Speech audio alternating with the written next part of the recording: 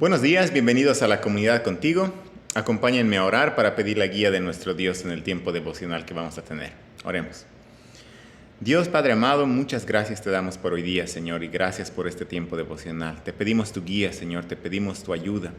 Te pedimos que tú nos ayudes a verte a ti, Señor, en tu grandeza y tu poder, como eres poderoso y glorioso, Señor, más poderoso que cualquier adversidad, más poderoso que cualquier enemigo y que cualquier sufrimiento, Señor. Y ayúdanos a confiar en ti y a descansar el hecho de que nuestra salvación en ti está asegurada.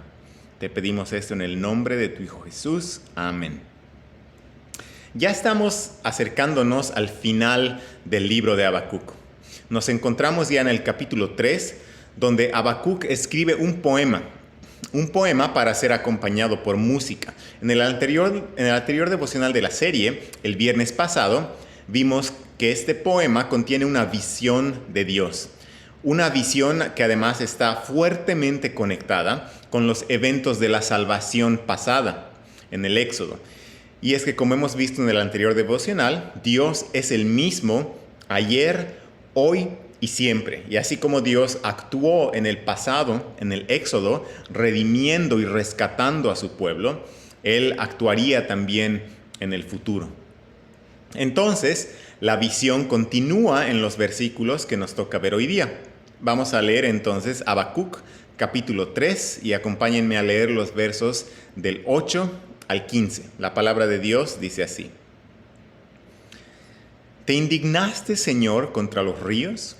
¿Contra los ríos fue tu ira? ¿Contra el mar tu furor? Cuando montaste en tus caballos y en tus carros de victoria.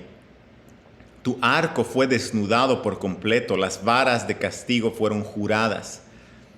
Con ríos hendiste la tierra.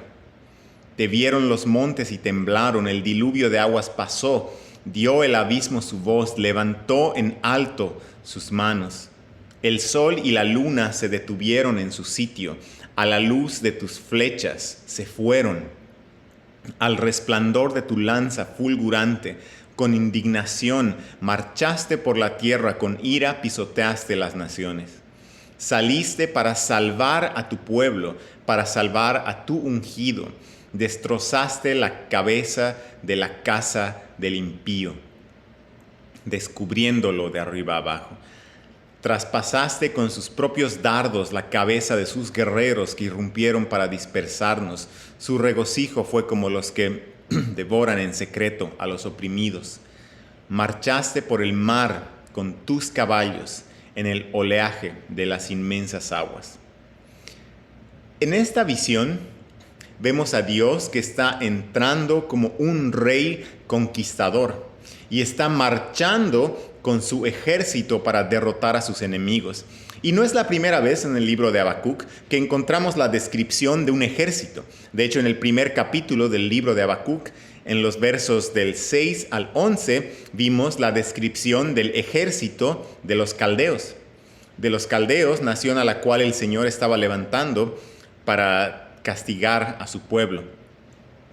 No vamos a leer ahora nuevamente Habacuc capítulo 1, versos 6 al 11, por el corto tiempo que tenemos, pero sí quisiera que recordemos algunas de estas cosas en cuanto a la descripción del ejército de los caldeos en este pasaje. Habacuc 1, 6 al 11 decía que el ejército de los caldeos era feroz e impetuoso. Dice que se apoderaba de moradas ajenas. Se lo ve como imponente y temible, y a sus caballos como más veloces que leopardos. Y decía que volaban para devorar como las águilas lo hacen. Se hablaba del ejército de los caldeos como un ejército que hace violencia, que iban a recoger cautivos mientras avanzaban, y que era un ejército que no respetaba ni reyes, ni gobernantes, ni fortalezas. Parecía un ejército tan temible e imparable, y daba incluso la impresión de ser hasta invencible. Pero ahora llegamos al capítulo 3 de Habacuc y vemos la descripción de otro ejército. Vemos la entrada de un rey con un ejército mucho más fuerte que el ejército de los caldeos. Vemos la entrada de Dios como rey conquistador y su ejército. Y en el pasaje que hemos leído al comenzar, se describe a Dios como marchando, montado en caballos y en carros. Si se fijan en los versos 8 y en el 9, hay esta descripción del Señor montado en caballos y en carros, y que además a su paso, al paso de sus caballos y de sus carros, la tierra se quiebra y las aguas se dividen, al igual que ocurrió en el Éxodo. Se describe a Dios como descubriendo su arco y con sus flechas. Y dice que ante sus flechas, esto se encuentra en el verso 9 y en el verso 11, ante sus flechas el sol y la luna incluso se detienen. Y dice que a su paso, esto pueden ver en el verso 12, a su paso marcha y pisotea naciones enteras. En el verso 10 vemos de que tan solo al verlo tiemblan los montes. Y se ve una personificación del abismo. Dice que el abismo levanta sus manos. Eso lo vemos en el verso 10. En el verso 14 vemos que no hay guerrero alguno que impida su marcha y que impida su paso, porque todos los guerreros enemigos caen y son derrotados. En el verso 15 vemos que su marcha, la marcha de Dios y de su ejército, es tan imparable que ni siquiera las aguas del mar lo detienen. Y se ve en el verso 15 al Señor marchando sobre las aguas, marchando sobre el oleaje del mar. Y cada una de estas características, como hemos visto en el devocional pasado, cada una de estas características de esta visión está conectada fuertemente con los eventos del Éxodo en la redención de Israel, para recordar al pueblo de Dios que así como Dios actuó con salvación en el pasado, actuará con salvación en el futuro.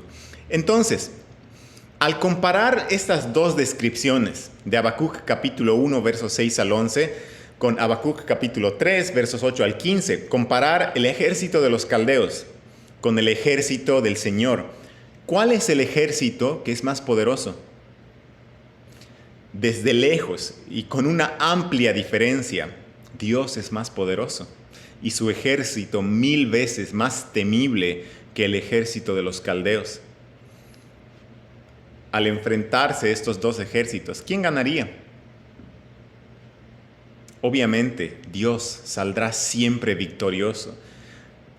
A lo largo de su libro, vemos que Habacuc está mirando primero al futuro cercano, con tristeza, porque está mirando al futuro cercano al momento en que el invasor caldeo llegue.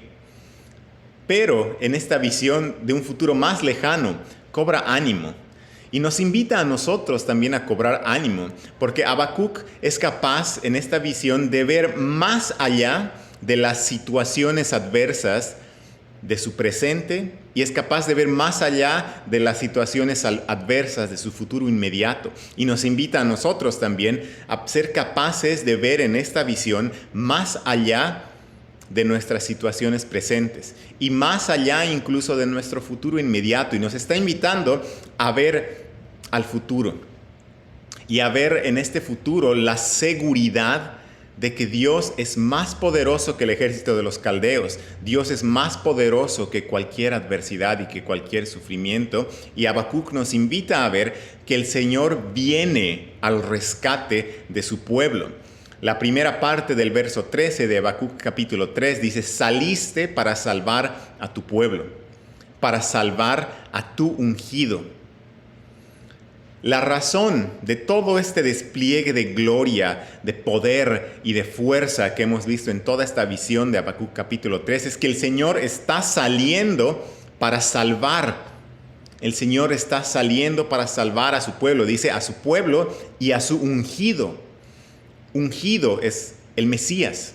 Es aquel rey justo que Israel esperaba que venga para salvarlos de sus enemigos. Y es Jesús quien vino para salvar a la humanidad muriendo en la cruz por los pecados y resucitando victorioso. Una manera de resumir este versículo 13 de Habacuc, es decir, que la salvación del pueblo de Dios y el ungido de Dios está asegurada, es un hecho. Aunque el pueblo esté atravesando sufrimiento y aunque el ungido por un momento parezca derrotado, su victoria está asegurada. Por eso la segunda parte del verso 13 dice: destrozaste la cabeza de la casa del impío, descubriéndolo de arriba abajo. Finalmente es Dios y su ungido quien vence al enemigo pisando su cabeza y derrotándolo, como prometió Dios en el jardín del Edén a la mujer en Génesis 3:15. ¿Cuál es la lección que quería Habacuc enseñar con todo esto? ¿Y cuál es la lección que nosotros debemos recordar después de ver este capítulo de Habacuc? Y la lección es esta, que no importa cuán poderoso parezca el enemigo, no importa cuán adversas parezcan las circunstancias presentes o las circunstancias adversas del futuro inmediato, Dios es más poderoso y más grande que cualquier adversidad. Y la salvación del pueblo de Dios está asegurada, porque Él siempre es quien sale victorioso. Dios siempre es quien gana la batalla. Para los que están viendo este video, si tienes fe en Jesús, tu salvación está asegurada. Tu salvación final es segura. Y es un hecho que al final de todo, al final de que transcurra toda la historia de la humanidad, es un hecho que Dios será el victorioso final. Había una canción que mis hijas cantaban cuando eran pequeñitas. Esta canción decía, Dios es más grande que los monstruos de la tele. Y verdaderamente, Dios es más grande y poderoso que cualquier persona, que cualquier cosa y que cualquier circunstancia. Y a veces en medio de la adversidad perdemos esa perspectiva. Espero que este pasaje de Habacuc nos esté ayudando a tener la perspectiva correcta de quién es Dios en toda su grandeza y que nos ayude a sentirnos seguros al saber que estamos en sus manos y al saber que nuestra salvación está asegurada en Él.